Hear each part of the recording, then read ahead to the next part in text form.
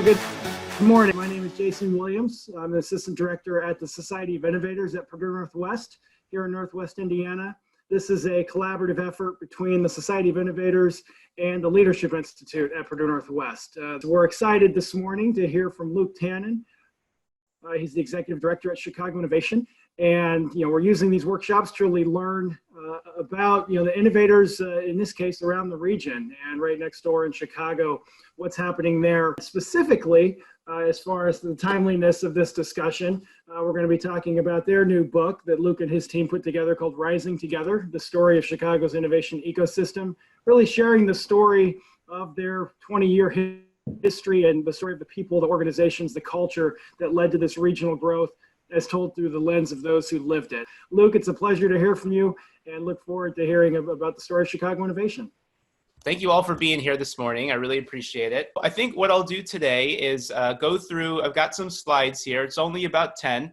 And then would love to, entertain any questions and just, have this be an informal dialogue and discussion.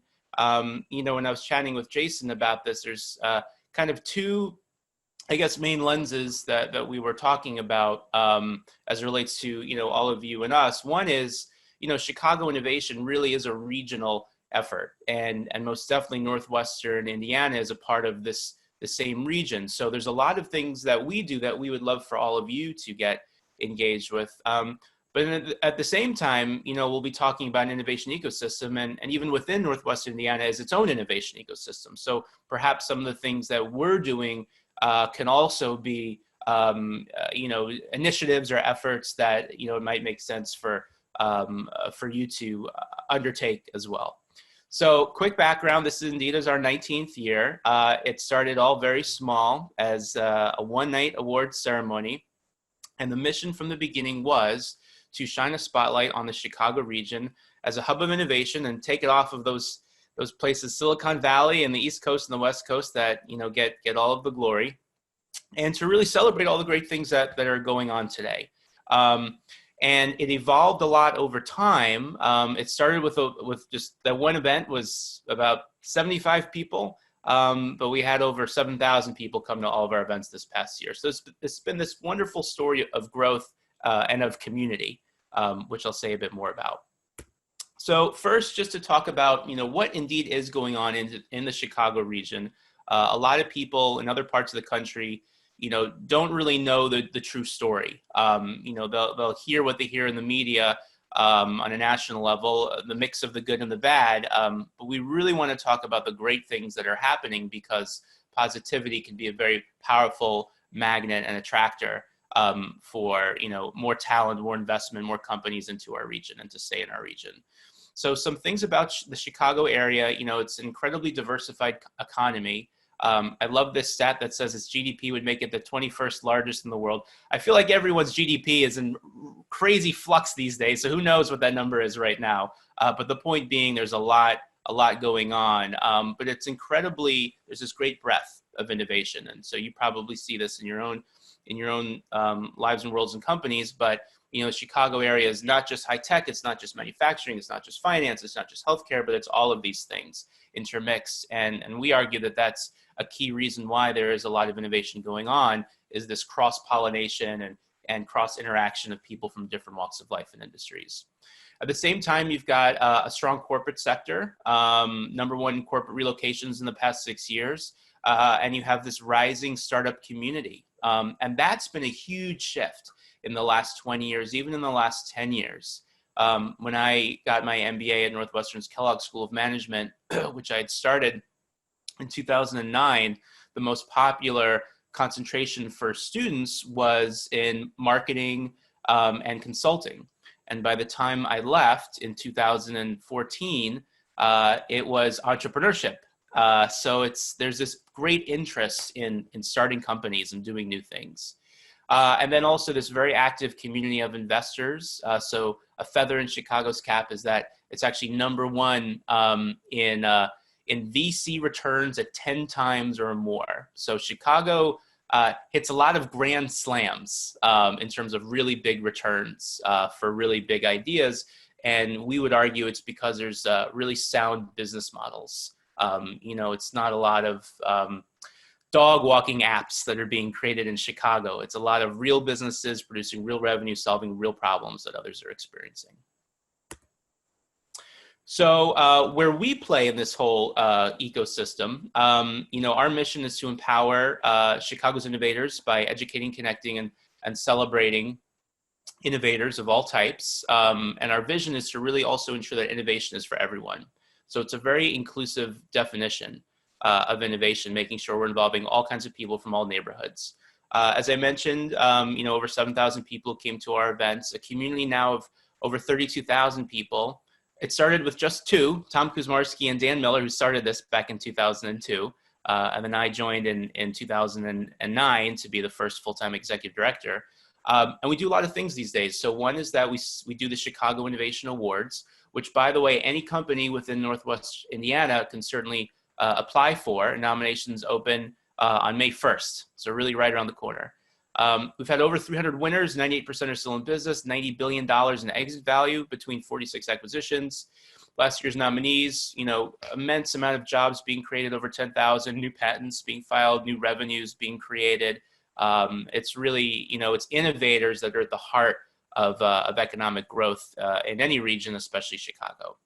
And then there's 3 programs that we do, which I'm going to talk a little bit about more later, but one's for kids called the Chicago Student Invention Convention, teaching K through 8th graders what it means to be an inventor and an innovator. A program for women who are looking to advance their careers, of which Christine here on this call has been a mentee and a mentor in, called the Women's Mentoring Co-op, and then something we started 2 years ago called Ageless Innovators, which is about intergenerational co-mentoring in the workplace. So imagine a 62-year-old and a 32-year-old, and they're both leaders of organizations, and they take part in this program to teach each other different skill sets, knowledge, perspectives that could be beneficial to each other. And we're really trying to also combat ageism in the workplace too.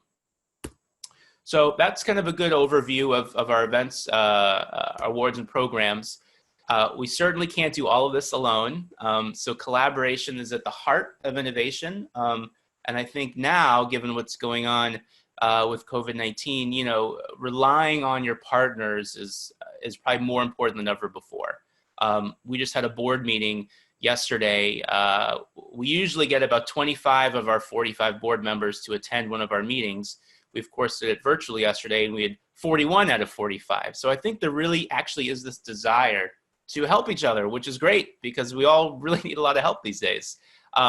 These are over 50 community collaborators. And, Jason, I'd say too, it'd be great, after this call, we should talk about more ways that your group and our group can continue to do things together. But this is just an example of organizations that we'll partner with on, events, or we'll promote their awards, they'll promote ours. It ranges from incubators like 1871 to business membership groups like the Chamber of Commerce to universities like University of Chicago. We should be doing more with this university, for example, because it's certainly, regionally right next door. In addition, we have this great community of past winners that we do a lot with. And I think what's neat about this particular slide, these are all of the past winners dating back to 2002. It's over 300. You can see all the different industries that are represented here. And this is what we think is the competitive advantage that our entire region has compared to a place like Silicon Valley, which indeed may get written about more in Fast Company or in the Wall Street Journal. But you look at, the strength of companies across technology, consumer products, healthcare, consumer services, industrial and energy. For us, when we do our Chicago Innovation Awards to celebrate the most innovative companies each year, we don't have categories that we try to fit companies in. This is just how it's fallen into place over time. And we think it's a very powerful story because whether you're a student or an investor in any part of the world, there's opportunity in the greater Chicago region. These are all of the events that we did last year. When Jake and I were putting together this slideshow, we chose not to show you our 2020 calendar of events because it kind of got blown up in our face, a few weeks ago, and we've done a pivot to virtual events now, but different topics and different things. But I just want to give you a sense of what we do under under, we'll say, days of normalcy, which we all hope come back as soon as they can. Every single month, 1 or 2 events where we're convening people who are interested in innovation, purposely focusing on embracing big companies just as much as startups and nonprofits and government and academia, because, again, the topic of an ecosystem is all of these players all together, all collaborating, all partnering and supporting each other. Just to highlight a few events that we do every year, some of my favorite ones: in March, we ring the NASDAQ bell. Every year, we've done that for 10 years now, and it's a great way to really promote the brand of our innovation ecosystem on a more national stage. We do an event called the Taste of Innovation, focused on the future of food.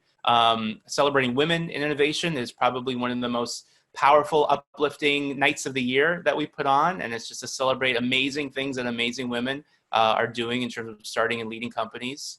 Our Ungala is our annual fundraiser that we do, and just so the reason why it's called an Ungala is we're about innovation, which involves doing things differently and uniquely. So one of my favorite things we've done at the Ungala in the past is, instead of having all human wait staff carrying, trays with food, we've had some remote controlled drones flying around connected to serving trays that have hors d'oeuvres on them, buzzing around. And once your hair starts kind of blowing a little bit, you know that one of these little drones was coming by. So, the events themselves are really, we try to throw in innovative experiences, to really reinforce what we're talking about, which is that innovation is intended to provide new experiences and new offerings.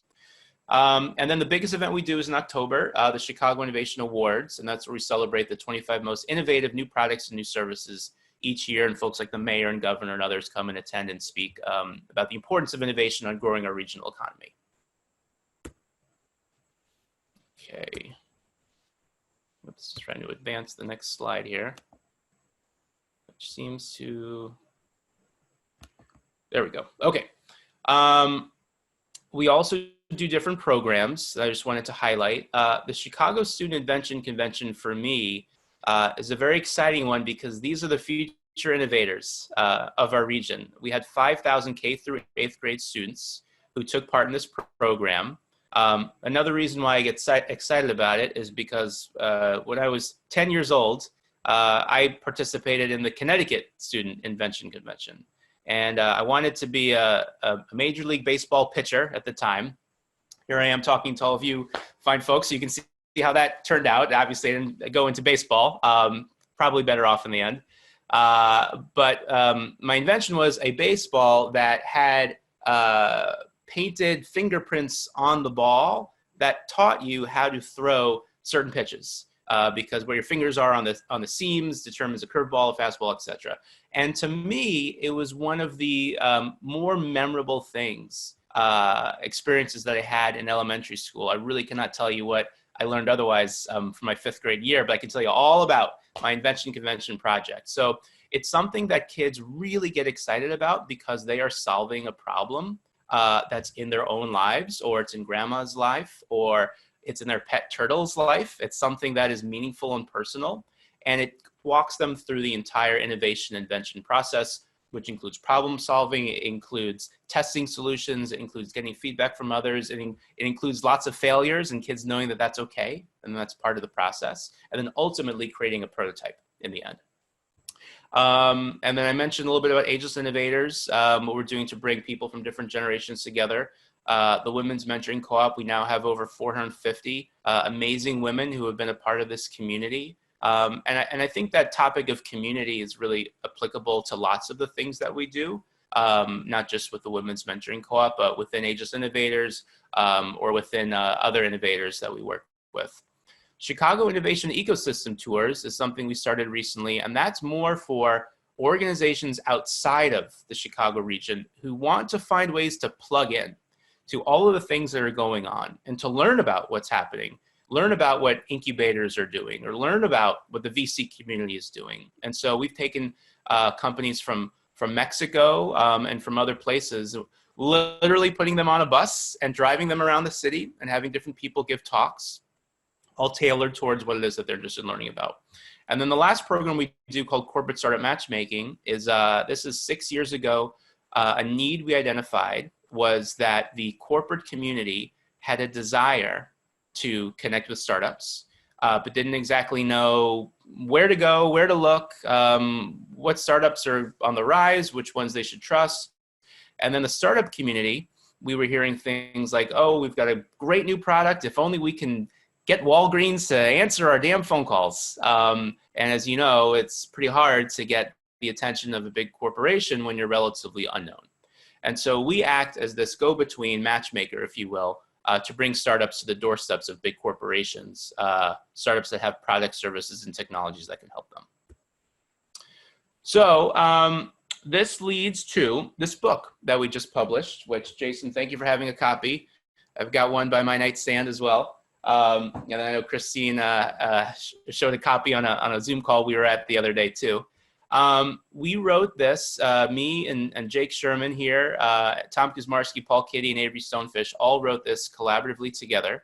But we interviewed 31 different leaders in the Chicago region who have really been at the forefront of building this innovation ecosystem. And I just wanted to highlight a few things from it. You know, you can see this chapter outline. It really is a narrative that all starts with the history and the roots of the Chicago region as a hub of innovation. We kind of go back to 1871, which is, you know, that famed year of this fire, which on one hand was a mega disaster. By the way, there are indeed parallels between that year and what's going on right now. And if you really study that story, it gives you hope for what's going to come next. In times of crisis, there's usually mass amounts of innovation and entrepreneurship. And I know we're only a month into coronavirus, but indeed that will be a part of this. And so, you know, it starts with innovation is really in the DNA of Chicago, and Chicago wins. And it's part of our mythology, it's part of our narrative. From that led to the creation of an innovation ecosystem. So if you ask the question, what is an innovation ecosystem?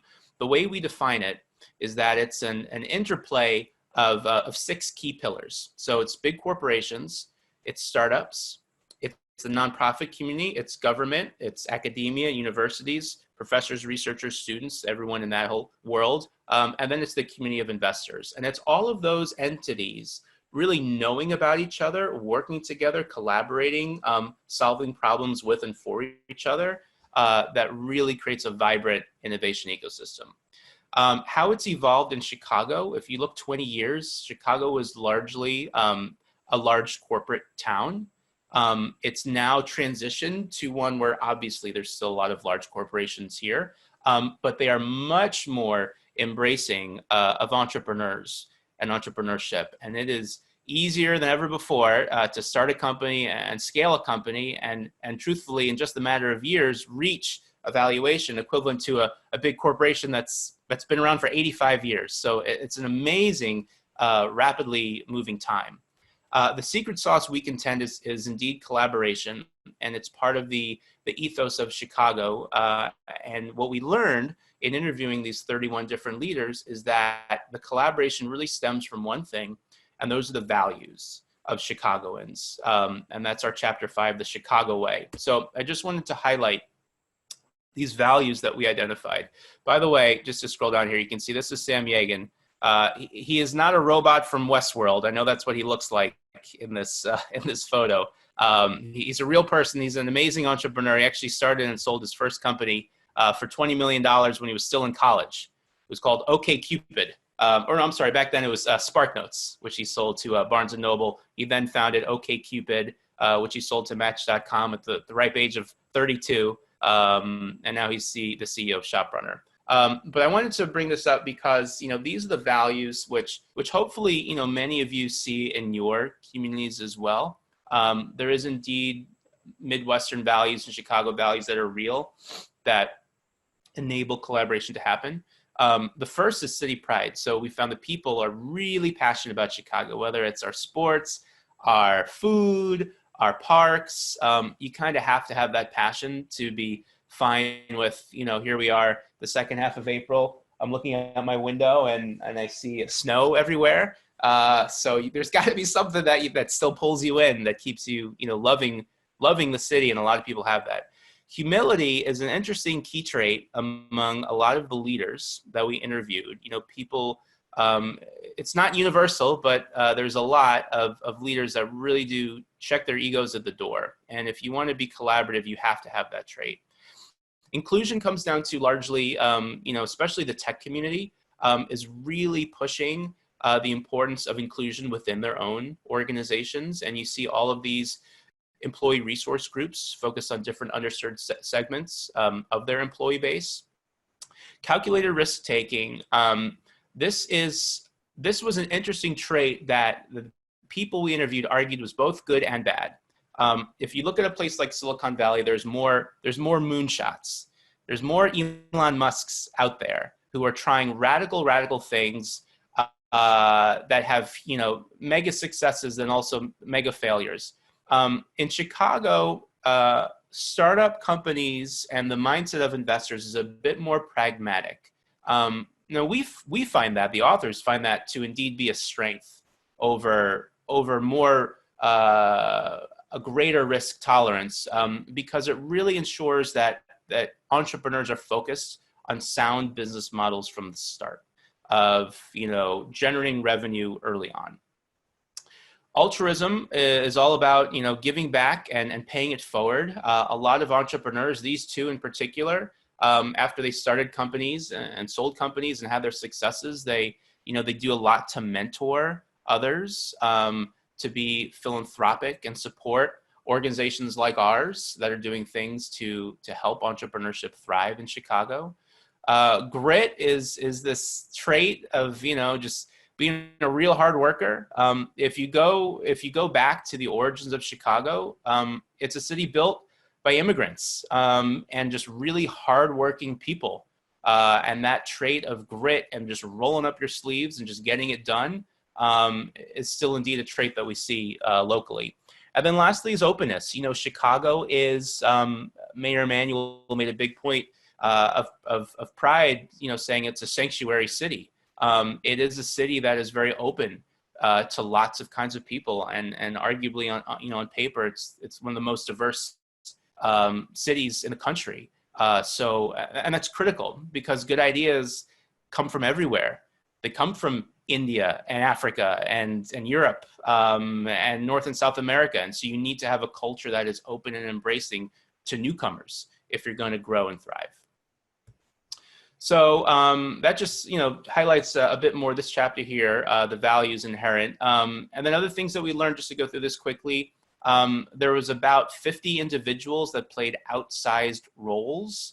We can't trace this to one person or two people or three people. We kind of trace it to, and even 50 is just the tip of the iceberg. It takes a village to build an innovation ecosystem, but some people indeed did play bigger roles than others. In terms of balancing human and financial capital, we found that it really came down to talent as the number one thing that nearly every entrepreneur said was the most important thing for their company. And then followed by having the money to help fuel ideas was critical to the growth of this ecosystem. And then because of those two things and this collaborative mindset, Chicago's culture currency is its social capital. And so people working together, building relationships, this web of networks that overlay on top of each other is critical to the city. Sustaining the ecosystem really is all about, we noticed 6 things: big companies nurturing startups, government convening people, universities being talent creators, funders reinvesting in community and entrepreneurs, supporting others, and then really everybody coming together to tell Chicago's story. And that's something that if we don't tell our story, no one's going to tell it for us, and it's not going to reach other parts of the country. Innovation is for everyone is something we've been focused on for a long time now. I would argue that this is the biggest opportunity that has yet been realized in Chicago. And maybe you can comment on what it's like in Northwest Indiana. But certainly in Chicago, there's a lot of great things going on in downtown and the West Loop and River North and Lakeview, Lincoln Park, you can sort of draw a circle around the areas neighborhood-wise that are prospering, and then you can also very clearly identify those that are not. So what we need to do, and not just we as in our organization, but every organization in the city, if indeed inclusion is a value that we all have, we need to proactively include others in the innovation ecosystem. So that's something that we're really focused on in a big way moving forward.